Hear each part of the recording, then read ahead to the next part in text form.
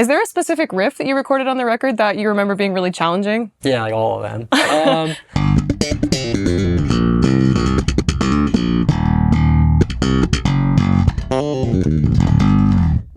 How long does it take you to like wrap your fingers around something like that? Like the riff? Yeah, like something challenging like that. But yeah, maybe a couple days to get it down clean. A couple days. Yeah, yeah.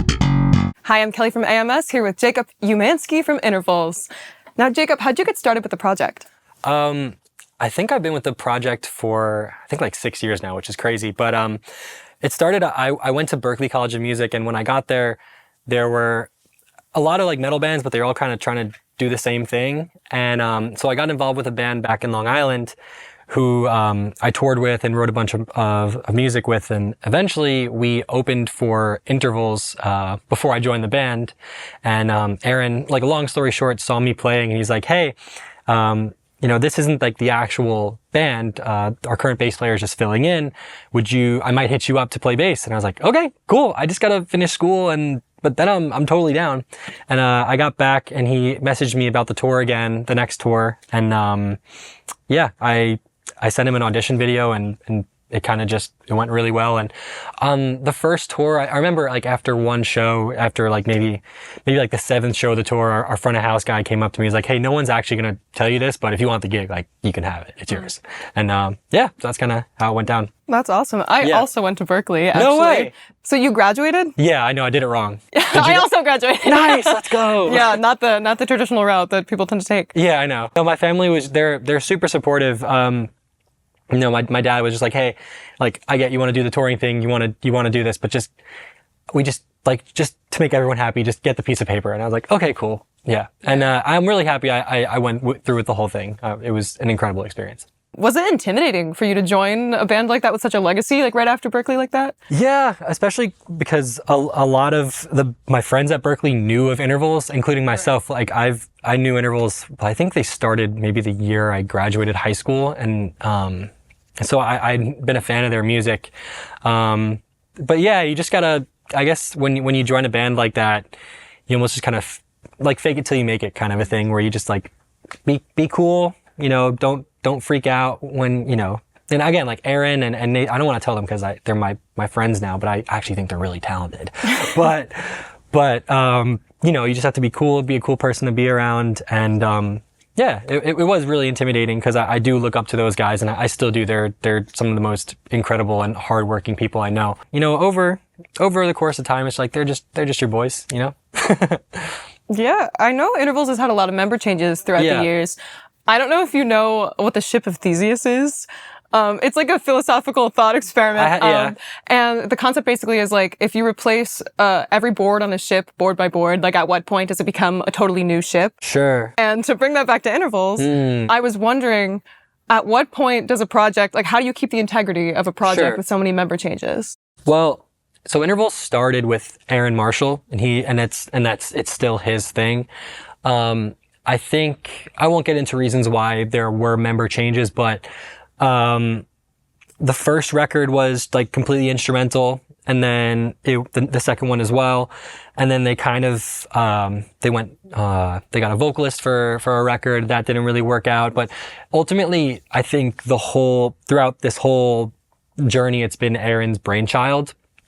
And now for the last like 6 years, I think this is like the longest it's been where they've had like a consistent lineup, and it's cool because I think back in 2015 when you put out the last record where I wasn't on it, you know, the band that you were listening to wasn't the live band, and since it's like me and Nathan and our whatever rhythm guitar player we have at the time, the band you see live is also the band on the record, which is really cool.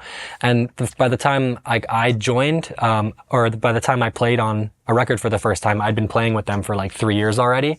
So we captured, I think we captured that energy that we create when we play live on the last record we put out, Circadian, and this new one that's coming out. I've like never been more excited for a body of work. Yeah, it's really cool. But yeah, I think just because the fact that it kind of always was Aaron's brainchild and that he was the one who writes everything in terms of songs and stuff like that, I think, you know, it's still the same shit. you know? Yeah. I think that, you know, me and Nathan being the other two guys on the record, we're two pretty big floorboards on that ship. But, ultimately, I think, like, it's still, you know, Aaron's thing. Yeah, it all sounds really cohesive, the whole discography, which impresses me because of all the changes there. Yeah, it's cool because it's still, Aaron's playing, I think, you know, there's so many instrumental guitar players out there now, and it's weird that like such a niche genre is, I don't want to say saturated, but it's cool working with someone who, you know, I'll listen to a guitar solo, I'm like, oh, that's Aaron. Like I'm like so familiar with his like bag of tricks at this point when he plays, and it's, and even though it's, you know, it's shredding and it's technical, like his playing is super vocal, and he's really good at writing like these melodic hooks and themes. So even though we play like super progressive music, I think it's easy for people who aren't necessarily musicians to latch onto, because it's like, no matter if it's like intervals or like Taylor Swift or whatever, you get latched onto those melodies, and it doesn't matter what's singing them or playing them. So yeah, it's cool. Yeah. I've always felt like prog was a little bit of a genre for musicians. Yeah. Because I feel like a lot of the people that gravitate towards it are musicians and people who have that interest in technical music in general. But I totally agree that it's really listenable, and it's very melodic in a way that like I think catches people's ears. Yeah. Is there a specific riff that you recorded on the record that you remember being really challenging? Yeah, like all of them. Let me just think. I'll play something. Do you want to break one down for us? Yeah, so we have this song coming out, the first single from our new record is called Mnemonic. And it's overall like the main riff is not too crazy. It's like if you just play, like if I were to play the main riff, it's very just like root note heavy. It's like 1, 2, 3.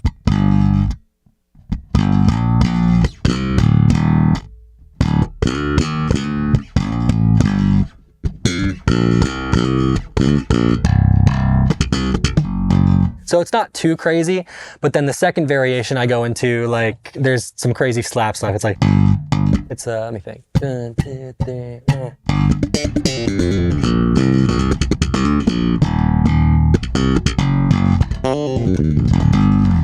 So that's probably one of the trickier runs of that song. It's not even the whole record, but it's not even that it, like, harmonically it's not too dense, which is cool because we can, you know, it doesn't have to be too crazy, and it's kind of, you know, not playing in any really crazy weird modes or anything like that. But if I were to like dissect it, I think, so the song's kind of in this, like, the whole song's tuned a whole step down, but where I'm playing it right now would be, I guess, G harmonic minor. So you went to Berklee, you know all your G music. harmonic minor. Yeah. So I think the first thing I do, which is like this little slap bass thing, just kind of like pentatonic, very boxy.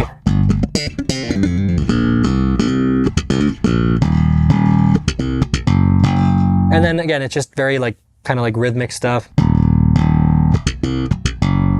Where oftentimes when you see me doing stuff like, it's just because the guitar is doing that chicka thing with the pick. So that's my way to kind of double that. And then I do,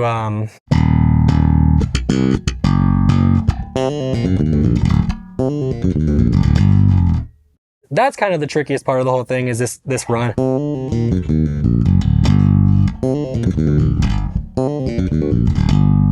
I need to practice it because I'm going on tour soon. Again, that harmonic minor kind of sound. But I really like one of the reasons I play the 6 is because I can kind of, instead of doing, can't even play in this position. It's just a bit harder. Where if I were to play it up here, starting on the high C, I can play it all in one position. And even though it's like an impossible sounding riff, it's a little less impossible thanks to, you know, this extra string. So there's a reason I play this like giant space surfboard. It's not just for my health, you know. How long does it take you to like wrap your fingers around something like that? Like the riff? Yeah, like something challenging like that. To get it like clean, maybe like this. It's not that difficult for me at this point, but I think the tricky part is like finding ways to mute. So I'll write the thing, which is the, but then it'll take me a second to be like, okay, I need to have my middle finger like kind of capoing the lower strings because they're ringing out when I go up here. So to kind of just get my middle finger out of the habit of going like this took a little bit of time.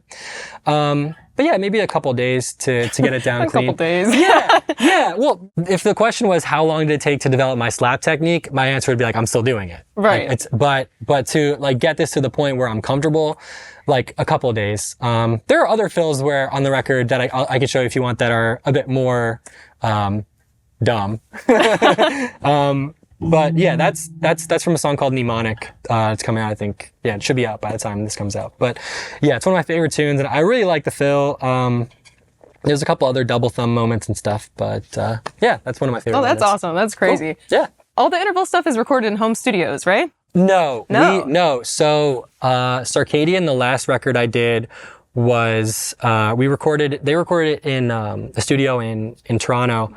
And, since we recorded it in like the absolute heat of COVID, I couldn't get into Canada. So I recorded it in a bedroom in my friend's bedroom in Boston. We recorded the last record in an actual studio, which was really cool because it was the first time where I got to just be in the room from start to finish where, on Circadian, I'm really happy with my bass lines, and there's a bunch of cool stuff that I contributed. But also, you know, I would have to record when my friend was done with work. So we would record at night while they would be recording during the day. So like any ideas I had, if they didn't like them, I'd have to like go back to my friend's house and re-record it once the intervals guys listen to it during the day. And like, I contributed, you know, a lot, but you know, I was kind of afraid to like present an idea and then have to like be like, no, we don't like that. Go back to the studio and do it again. But this time I kind of just got to like throw everything at them, and a lot of it, yeah, I don't think anything really didn't make the record, which was really cool. So yeah, I love Circadian, but this record is definitely, definitely not way more excited, but kind of way more excited. That's awesome. Yeah. Tell us a little bit about your recording setup. Yeah. And when I'm at home, it's really, really simple. I'm just going through, like an Apollo solo or an arrow, I think they call it. And then I think I have in my DI, I think I run like an 1176 plugin. So my DI is getting compressed before it even. And then for like the distortion stuff, it's mainly just like the Parallax, which is a plugin from Neural DSP, which kind of just sounds like, very, you know, it's a very focused distortion. So you don't really lose, like if I play something like, you know,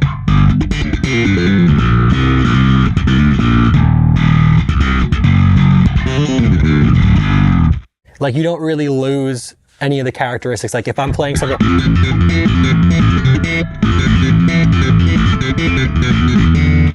like that, you can hear like the characteristics of my slapping and popping. It's just not, oh, that's a distorted bass, you know? Right. So yeah, those are, again, I like to keep things fairly simple. I've heard rumor you've been using the new Darkglass amp as well. Yeah, we're using that right now. So I'm using the Atom right now for my distortion, but live, I'll just kick it off.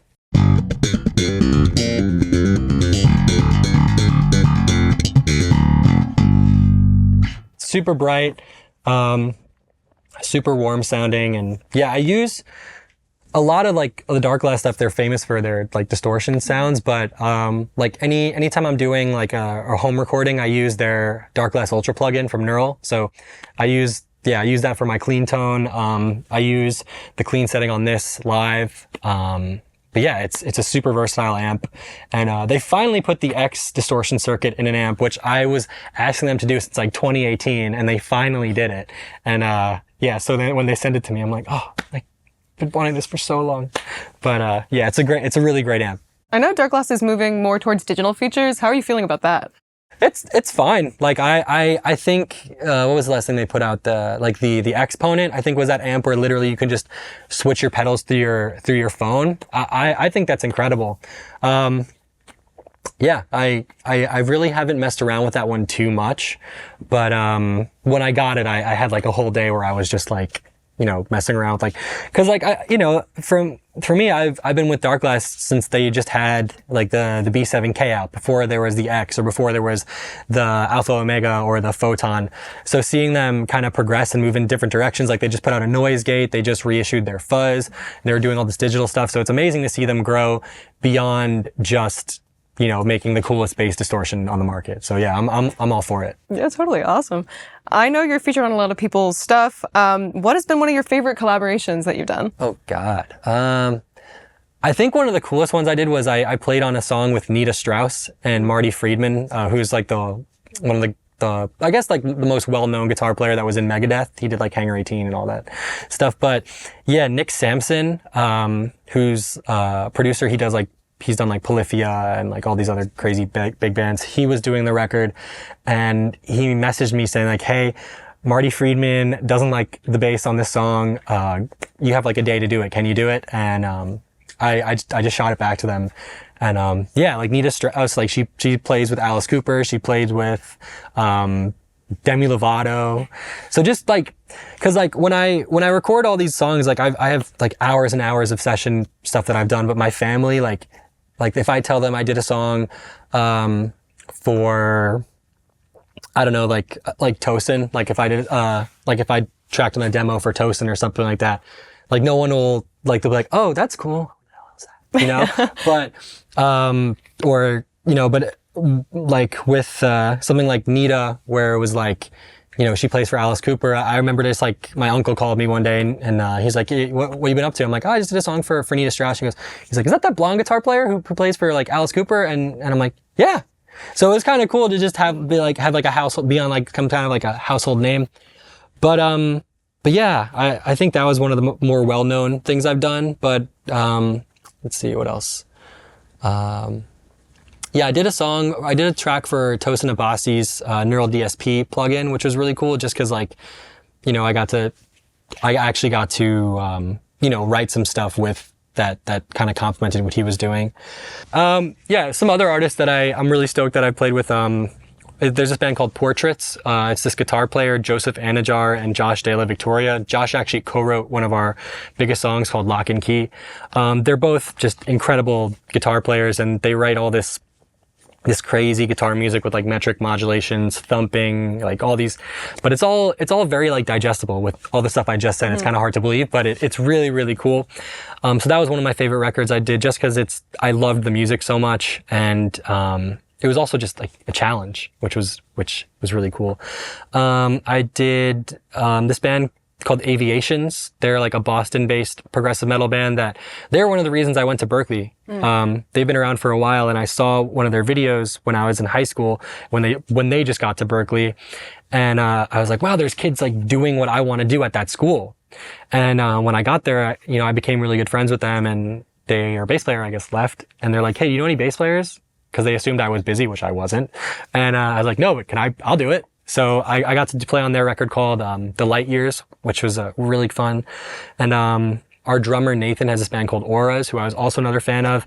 And when I joined Intervals, he's like, yeah, we'll probably just hit you up to do the record. And I was like, cool. So it's a lot of people who I like looked up to or was fans of at one point, and then it just kind of worked out where we worked together. And it's been really, really cool. When you were at Berklee, were you allowed to release things you recorded in the studios? I don't think so. Okay. No, I don't, yeah, and I didn't really record any of my own stuff in the studios. It was more so just like session stuff. I found when I was at Berklee, I was very much like doing my own thing. I got hired by like, there was like this big scene with like all the kids playing like the BPC all the time. And I was a metal kid, but I tried to like get into that scene and it was very, at the time, like, I don't know, the person that I was talking to was very like gatekeepy. Mm-hmm. And they finally like gave me a shot to play bass and I learned the whole set. And like a few days before the first rehearsal, they're like, hey, actually our old bass player is gonna like come back. And, it just like gave me the wrong vibe. And I kind of just did my own thing, which I'm really grateful that I did. Just cause, I started touring outside the school. I joined a band. And like, I would just tell my teachers like, hey, give me the work. So I was just doing my homework in the van on tour. But yeah, I don't know. I kind of just did music for other people, when it came to like the Berklee studios. I never really did my own thing. It'd be kind of a huge undertaking to record like a progressive metal band with like, I guess with like an MP&E student, like first semester, you know? Yeah, I mean, people are doing it now because since COVID, you're allowed to release things that you made in the studios now because, you know, we had like no ability to, you know, it was a rough time. So they kind of opened that up for us to be able to do that, which I think changed like my ability to collaborate with people because I don't know where else I would have recorded. Right. Must have made it way harder without having that space. Yeah, I mean, thankfully, like a lot of like guys in our scene, like especially when I was in school, like all the guys that I was playing with when it came to metal, everybody was doing the bedroom thing. So I would just go to like 270, like the what was it? What street was it on? Oh, what was the 270 building? That one actually burned down. 270 burned? One of them burned down. Okay. I think it was 270. Okay, so I would just go to 270 and we would just record in their dorm and that would be that. You know, it wouldn't have to be this huge undertaking. And that's what's cool about, I think, the progressive metal world now is like everybody, or it's been that way for a while, but everybody's kind of like very knowledgeable when it comes to just getting stuff done on their own, which I think you kind of have to be in this day and age. But yeah, but back at Berklee, it was cool just being like, hey, I'm just going to go to your dorm and we're just going to do this with the Focusrite, you know? Yeah. Do you find a lot of the writing happens separately as well? Like you're sending tracks back and forth and sessions back and forth instead of being in a room? Yeah, well, with intervals, a lot of it is like Aaron will send us a demo that's like almost like a fully fledged song, if not a full-fledged song. And, you know, he's really good at programming bass and he's a drummer too. So it's very much like we hear not a finished product, but it's enough to get the idea.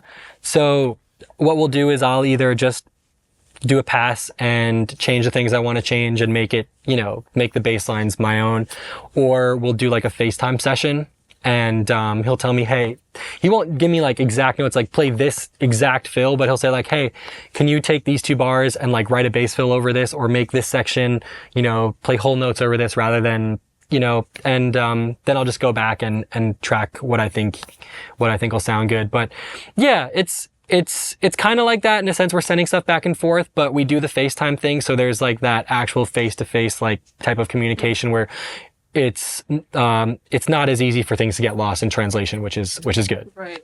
I know a lot of prog players will write like into Guitar Pro or something first and then learn what they've written afterwards. Yeah. Is that like similar to your process or? No, not I'm so late to the Guitar Pro game. I do it now just for my students so I can actually, because a lot of them don't read music. So I'll just tap. Guitar Pro is great because you know, you have the sheet music and the tabs under it. But yeah, I never write in Guitar Pro ever. And I don't think Aaron does either. He's never sent me a Guitar Pro file ever. I'll just say that. He never sent me a Guitar Pro file. So do you like notate your stuff like ever? Yeah. Like I transcribe stuff and when we do a record, we go through a company called Sheet Happens, and they're like our sheet music company, and they have this guy, I forgot his name, but he transcribes everything. Like that's crazy. That's an undertaking. It's terrifying. Yeah, it's terrifying. I don't know how he does it, but he does it. It's like 80 to 95% there once he sends it back, and then I'll go through it and change articulations and fingerings and stuff. But yeah, I very rarely notate like full songs just because, it's like laborious. Yeah. And, but when it comes to like a tapping or like if there's like a tapping thing that one of my students wants to learn and I'm like going on tour, I'll just tab it out for him and be like, hey, here you go. And it usually comes in handy. Like I've done like workshops at Berklee, like their summer bass festival or summer bass camp I did. So a lot of that came in handy because I could just hand out, you know, the sheet music for the kids. Cause that's, you know, I feel like if I say like, hey, we're going to learn this by ear, it would scare a lot of them. So they like to just have like a physical sheet in front of them. I'm exactly the opposite. I like to learn things by ear. No, me too. 100%. That's why I've been so like not on the Guitar Pro train for a while, but it came to a point where I'm like, oh, I guess I should probably, if I'm going to teach, I should probably do this. How long have you been teaching? I think since I've been trying to do it. I started trying to do it in like late 2017, and like right before / right as COVID hit, it like took off and it got to the point where I was doing like over 20 students a week. Oh man. And I had to dial it back a little bit just cause like session stuff. But, yeah, I never imagined myself being so like passionate and enjoying it so much, but it's like my weekly thing. That's awesome. Yeah, it's another like outlet. Yeah, exactly. It's really cool. And it's not even because of the intervals thing at this point. You know, there's a lot of it is, but like I'll get emails being like, hey, I saw somebody wrote like something nice about you on Reddit when it came to like finding bass teachers. I'm like, I don't use Reddit, but that's amazing. Or like, I found you from your Darkglass videos, or I found your website and I saw you teach. That's awesome. Going back to our collaborations that we were discussing before. Yeah. Is there anyone you haven't gotten the chance to collaborate with that you've always wanted to? I'd really like to do something with the Animals as Leaders guys, like as like the full band. Like I've done it. It's funny because I've written songs that Matt Garska's played on, and I played on a demo for Tosin. And I programmed the bass. Well, we did a tour with Animals as Leaders a couple of years back, and their sound guy's like, yo, the backing bass they use is terrible. I'm like, I could reprogram it. I just put out this software and I can't record it right now, but I can just program it. So I reprogrammed a bunch of their songs, and yeah, I heard how it would sound. You know, it's my software, so I'm like listening to it. I'm like, oh man, it'd be really cool to just play with these guys. Like they need me. No.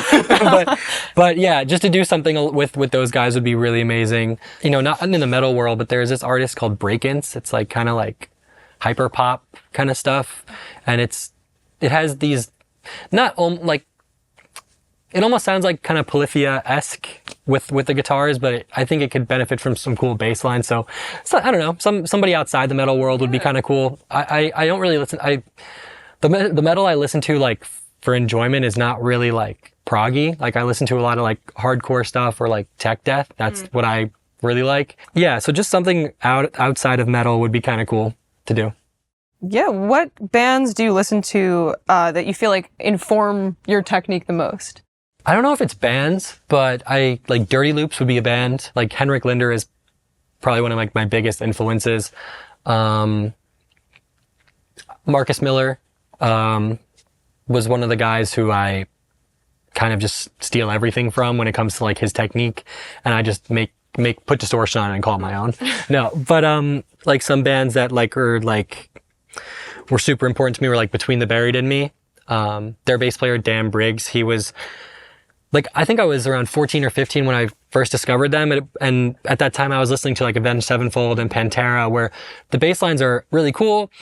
And I'm not calling them simple, but it was very much like a lot of the times they were following the guitars or just playing the root notes, which is, you know, what pays the bills. But with Between the Buried and Me, it was the first time where the guitar was riffing and the bass was like doing this thing where he was weaving in and out of the guitar line and like doing like some really cool like contrapuntal stuff. And it was the first time where I heard it where I'm like, whoa, he's not like playing the roots. He's not playing the riff. He's like weaving in and out of it. And, yeah, that was like definitely like a rosebud moment for me where I'm like, this is what I want to do, you know? So Between the Buried and Me, some other bands. Avenged Sevenfold honestly was one of them too, where it was the first time I heard bass that was like distorted and punchy. And I thought it was just like, you know, I thought it was just the bass. So I saved up my money and, my dad helped pay for it. And I like bought a Music Man because I thought that was what it was making that sound. But, yeah, Johnny Christ from Avenged Sevenfold was a big inspiration of mine. The Faceless, I think they're like, I actually like toured with them for a little bit when I was first starting in like 2018. So that was cool just because I had been a fan of them since high school and I got to play the stuff with them. But yeah, I think that's a couple anyway. You're going on tour again soon, right? Yeah. You want to talk a little bit about the upcoming tour? Yeah, so we're touring with a band called TesseracT. They're like a progressive metal band from the UK. They haven't put out a record in like 5 years, and they just released their new record called War of Being. It's unbelievable. And they're one of my favorite bands. I've, again, like known of them since I was like 15. And yeah, it's going to be incredible. It's us, this band called Alluvial, which they're like more of like a death metal band, which I'm excited about. And yeah, I'm excited about this tour just cause like we're starting with a new song, which we haven't had new music come out in like 3 years. So we're literally starting the set with like a brand new song, which I'm a little nervous for, but it's going to be great. And then we're playing another song that I haven't played with the band since I've been with them. So just in terms of just playing the show, I'm excited just cause new music, but it's going to be great. We're hitting all of my favorite markets, and, their TesseracT's bass player, is another guy who I like looked up to since I was like started doing the thing. And, just to be able to watch them and absorb everything is going to be incredible. Do you like touring? Is it as glamorous as people make it seem? At times, no. We don't have it that bad. We tour in this thing called a bandwagon. I'm not sure if you know what a bandwagon is. Not really. So it's like a hybrid between like a tour bus and like, I forgot the name of it, but horse and carriage. Yeah, exactly. No, but it's like it's like a tour bus where it's like the cab is separated from where we're all staying, and you walk in there. There's like 2 little couches. There's a fridge. There's a microwave, a little TV, and there's like 8 bunks, a shower, and like a bathroom. So it's like we're not roughing it because we can. It's like a little house on wheels that just 8 grown men have to live in.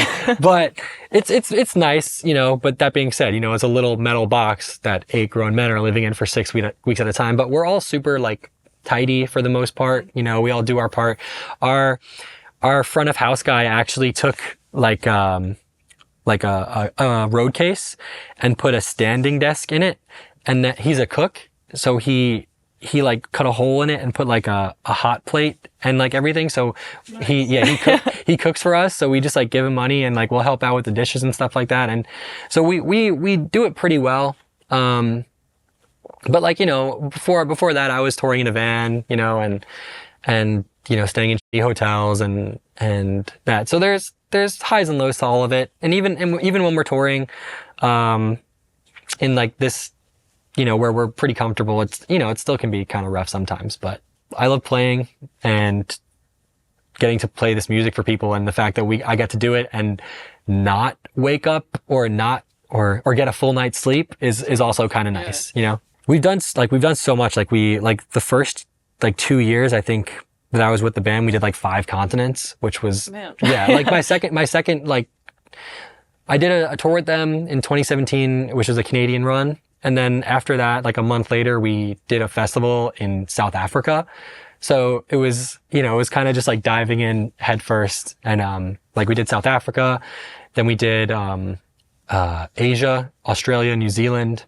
Yeah, we've kind of almost been like everywhere at this point. And, it gets tiring. Yeah, like when we did a tour where in like a month, we did Asia, Australia, and New Zealand.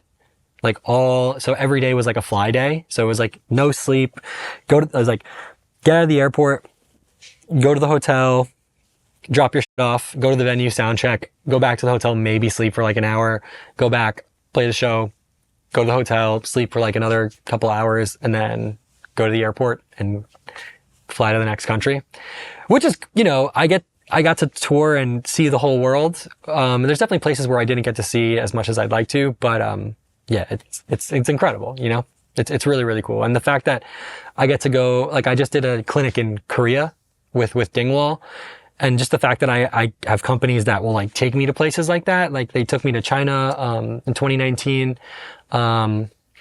We just did Seoul, and it's like the fact that I get to do that is just incredible. Yeah, I mean, that's super awesome. Mm-hmm. Do you feel like the quick turnaround times affect your ability to be like really on when you're playing? It depends. Like, if I think about it too much, yeah. But a lot of the times, like adrenaline will just kick in on stage. And the only time I'll really feel it is if I'm like headbanging, or if I like do like whatever like move I do on stage and I like spin and I like get like lightheaded for a second. I'm like, oh man, well that's the 3 hours of sleep for sure. But no, I don't think it really affects the playing too much. Yeah, it's kind of just dialed in at this point. And, if I have a solid amount of time to warm up, like maybe I won't have the best show, like mentally, but like I'll still be able to do what I need to do. Do you feel like Berklee prepared you to be a professional touring musician? Yeah, I guess. I think when I got to Berklee, I was like, the reason I went to Berklee was because I was a big fish in a small pond. As I'm sure, like, the deal. It's like you go to Berklee because you're like the best in your school or in your town. And like anywhere else I auditioned, I got in with like flying colors. And when I auditioned for Berklee, I felt really confident about it and I got in, but, they didn't really give me much for scholarship. And it was the first place I auditioned where like, they weren't like, I don't want to sound like cocky, but like one place or a couple of places they were like, yeah, like you got a scholarship. Awesome. Mm-hmm. But Berklee was like, they're like, yeah, you got in. That's it. They make you wait for it. Yeah, exactly. And I think like when I got there, I was so overwhelmed. I called my dad. I'm like, hey, I don't know if I should be here. And he was like, okay, well, just try it out. Like, you worked really hard for it, so you should try it out. And if you don't, you can go back home and do like community college, and we can figure it out. I'm like, and I was just thinking, that's not what I want to do. So I kind of stuck it out, and I think what I was lacking was just like the discipline to really do what to be who I actually wanted to be and do what I wanted to do. And I think Berklee just showed me like how hard all the other kids are working, and it kind of just inspired me to be like, okay, I gotta if I want to do this, I really gotta like buckle in. And I think it definitely prepared me like mentally, and like playing wise, you get what you put into it. So I got to study with like some of the most amazing professors and learned so much. And in that sense, it prepared me just from a playing aspect. But I think mostly it just showed me like how hard you need to work just in all aspects of life to do the whole music thing if you want to make it a full-time career. Yeah, the networking thing is really cool at Berklee as well. Like when before COVID hit, I was trying to get into like the Broadway Pit scene. So like, just name dropping Berklee is cool. It definitely has negative connotations, like this guy overplays, blah, blah, blah. But, if people hear Berklee, it's generally like a good thing. So I got some good emails back, and I got to meet some really cool people that way. But you absolutely get what you put into it. Like, there are kids who graduate like you and I did and just think that they have a piece of paper and that'll get them somewhere, which it usually won't. Yeah. But, yeah. Do you feel like a lot of the jazz harmony you learned there informs your playing now? Yeah, I'm just glad that I paid attention to that stuff, because I had a teacher that I studied with for like 10 years before I got to Berklee, and he tried like from when I was 7 to 17, and he tried to teach me all that stuff, and kind of it sunk in a little bit. But, learning like jazz harmony and learning how to read, I suck at sight reading, but like, it's hard. But learning, theory and like, it's not even that I think about it that much when I'm writing anymore, because it's, it's something that's, you just in the back of your head now. But when you're in an environment like intervals or you're doing a lot of session work, to be able to like communicate with someone, who is saying something like, hey, this is, I don't know, this is in, you're doing like a tritone, whatever, tritone sub, or this is like a, major 7, sharp 11 chord. It's like, okay, cool. Like, I know exactly what you're talking about. I know what to do over that. So yeah, the language is definitely something that I'm really grateful for, just because I can, kind of communicate better. And it definitely works with the interval stuff too. Even if it's not like the most important thing to us when we're writing, like Aaron, I could play like another example if you want. Yeah, sure. Go ahead.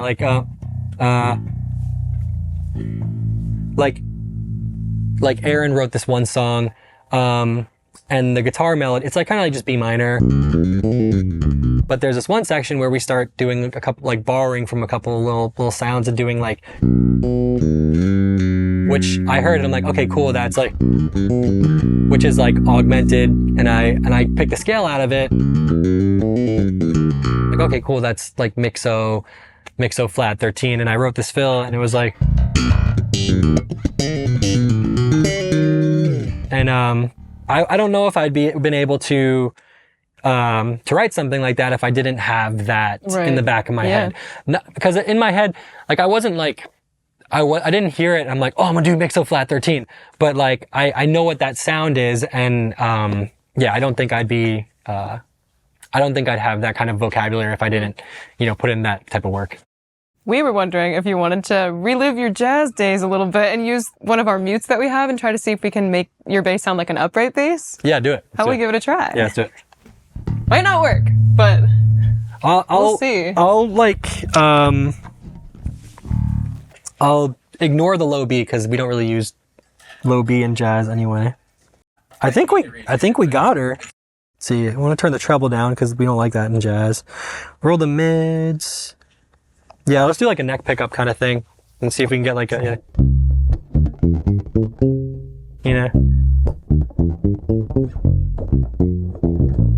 Yeah, it's pretty cool. I think it'd be like better for like walking,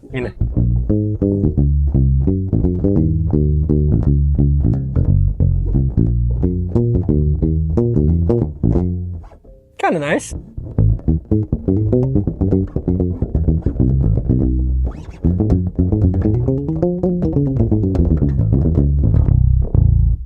Yeah, pretty cool.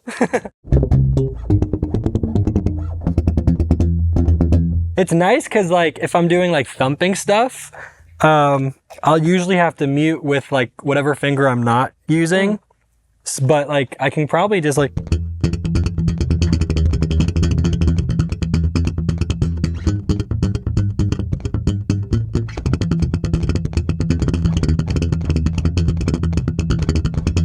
Yeah, I might just do this in the studio because like when I don't use it, I have to use this to mute. But now I can just it's kind of a cheat code. I might steal that from you guys. Yeah, that's pretty cool. Who are some of the people you studied with at Berklee?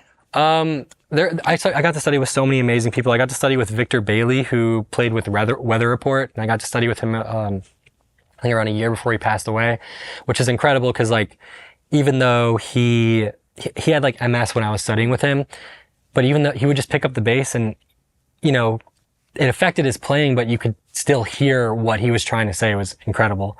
So that was amazing. I think one guy that like I have a lot to thank for, I can thank a lot for my slap technique is this guy named Anthony Vitti. He was I kind of went into Berklee like a lot of kids do, thinking they're hot with certain things, and I thought I could slap because I could do this. And I showed up to his lesson, he was doing like Marcus Miller stuff.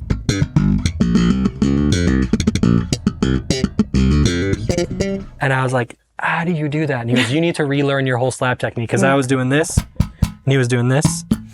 So yeah, he was super, I owe a lot to that guy. And like, speaking of like slap, like Victor Wooten was around like every other week. Yeah, he's there all the time. Yeah, and as a bass player, you know, just seeing him do his thing.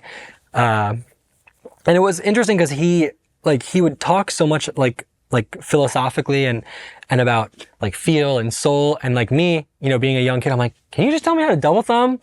But it was cool because I got to watch him do all that stuff. You know, while he wasn't always really explaining it, but he would, so I would just kind of figure it out on my own. But I also just kind of absorbed everything else he was saying. But yeah, his technique is ridiculous. I definitely owe a lot to him. I try to play some of this stuff, but I don't know.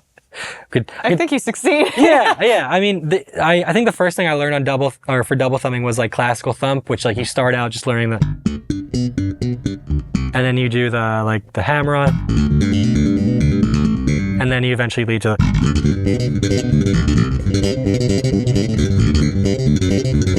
but it gets so much crazier. Like you get the,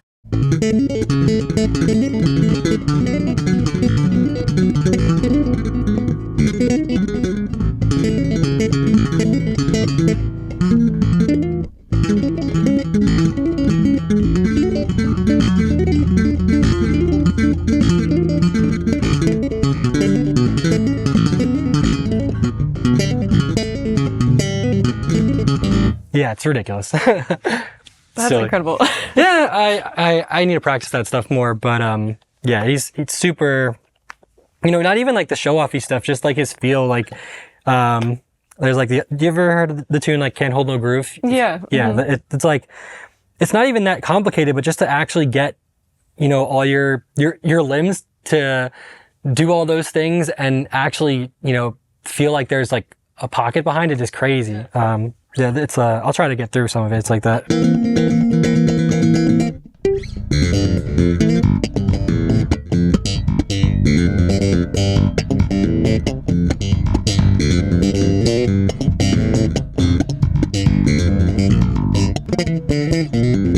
Yeah, I don't know.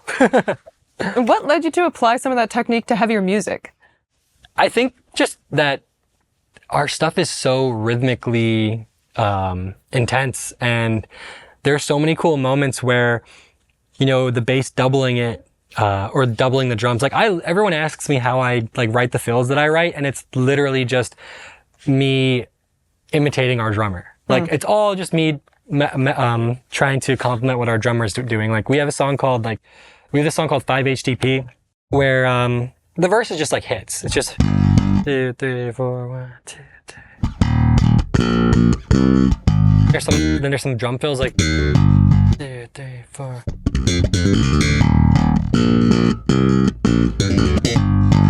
So like the way I would write something like that would just, I just heard the drums though,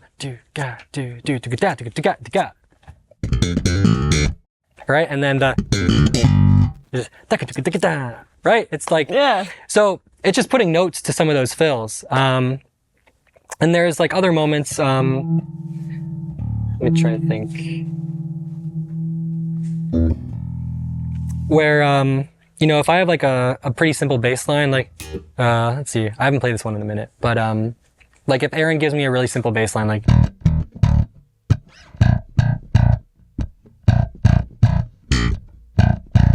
I'll try to like, you know, I'll latch onto what the guitars are doing, I'll latch onto what the drums are doing, and I can kind of transform it into like the...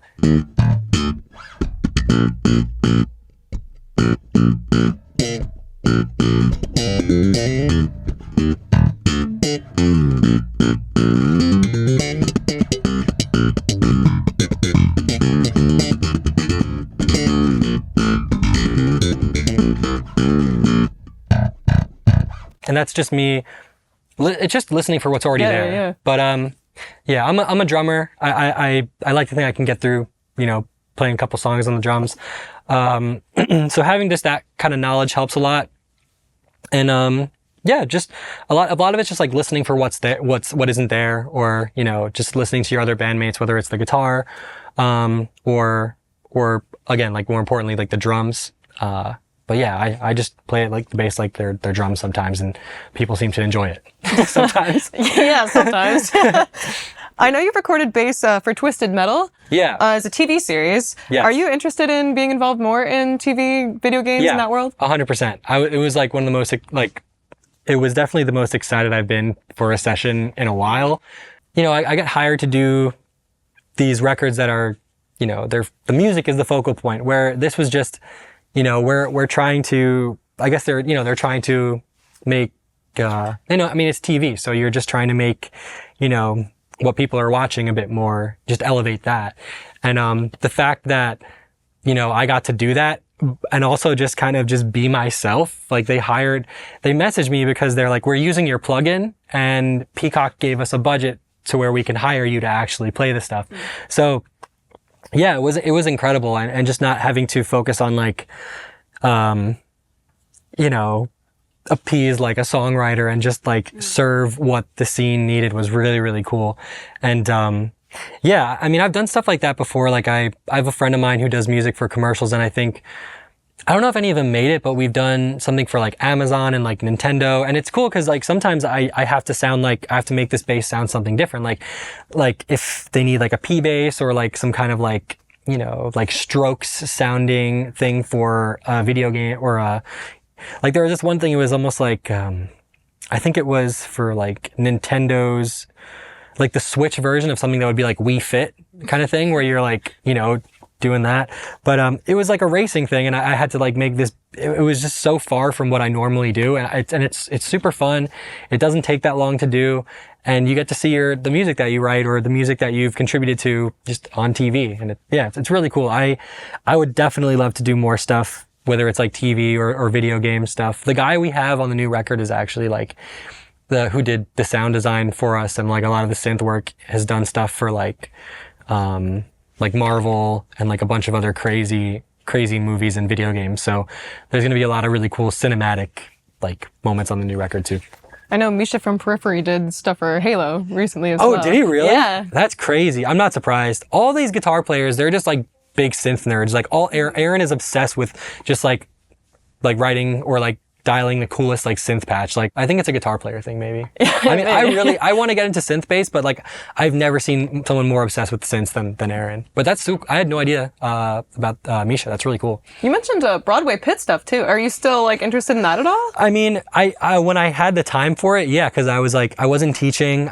It was like right when our last album cycle ended before COVID, and I was like, okay, wow, I'm gonna have like a year home, and I haven't really like established myself at home. And so I was really into it at the time, and I still would be, but fortunately I have like, you know, I'm busy, which, but I would love to do that at some point. It's definitely something because it's like, it's the closest thing I think to like a 9 to 5. Yeah. In the music world where it's like, very structured. You should show up. Yeah. Which is something that I try because if I didn't, I would go insane. Like I like to have like a daily regimen and plan my day. I still use like a physical calendar because I'm a psychopath, but, I would like to do that at some point, but it's, and right now I don't really have the time. Like we're doing touring and then I teach, I do the session stuff and, maybe when this next cycle's done, I'll revisit it, but it's absolutely something I'm still interested in. I think it's so cool. And I got to sit in the pit for Beetlejuice. Oh, cool. Yeah. I messaged the guy just on a whim and I was like, hey, I'd like to, I think you say like, I'd like to watch your book, which means like just sit next to them and and just watch what they do. And they were like, it was such a cool vibe. Everyone was so like, everyone's like friendly awesome down there. Show, yeah. They're like, hanging out at intermission, like doing shots and stuff. I don't know if I should have said that, but they're like, hey, you want to do a shot? And I was like, kinda? Like, I don't know. Okay. But yeah, it was incredible. So it's definitely something I'm still interested in for sure. All right. Anything you got coming up on the horizon that you want to plug real quick? So I have this project called Gia, where it's not like my own solo music, but it's another band that I started. It's myself, Sam Jacobs, who used to play with Intervals, my friend Alan Hankers on synths, and we have a singer named Christian Perez, and so we have our first like real EP coming out later this year, and it's in terms of like music, like my own music, it's definitely the most excited I've been for a release, and it's not like bass centric. It's just like I just wanted to write songs with these guys, and I'm really excited to see the response and to hopefully make it into its own full-fledged like band, potentially play shows and that stuff. But it's definitely the most excited I've been for a project outside of Intervals for sure. And we should be releasing our first single like within the next couple months, I think. Awesome. I heard you guys had one single out, right? Drift? Yes. So that was so what we wanted to do when we started was just me, Alan, and our other guitar player, and we kind of wanted to just do this like snarky puppy thing of guitar of like metal, where it's like we just get the sickest musicians on the songs, and that's what it was. So yeah, we got Casey Sable and Matt Garska on that tune, mixed by who mixed it? I'm trying to remember who mixed it. I think our guitar player might have like mixed it actually, but during COVID we I kind of wanted to make it an actual band thing. And, our other guitar player, Ivan, he's like the COO of Abasi Guitar Concepts and like has like a zillion things going on. So, it didn't really work out with him. So, and I hit up Sam to finish guitars on the EP that's coming out soon, hoping that he would listen to it and be like, hey, can I like just be a part of this? And that happened, which was awesome. So now we have Sam, who's like my favorite guitar player in the world, writing with us and being our guitar player, which is really cool. But, the stuff that's coming out is pretty different than Drifts. I don't want to say it's less proggy, because it definitely is proggy, but it's a bit more of like, it's a bit more straightforward in terms of like songwriting. And it's just the same members on every song, which is, what I ultimately wanted, which is just like a band. But yeah, I'm so stoked for everyone to hear it. I'm stoked too. I'm really excited to hear it. Thank you so much for being here. Make sure to go check out Jacob Umansky on tour, buy Umansky bass, check out the new Gia stuff, and make sure to like and subscribe to American Musical for more content like this.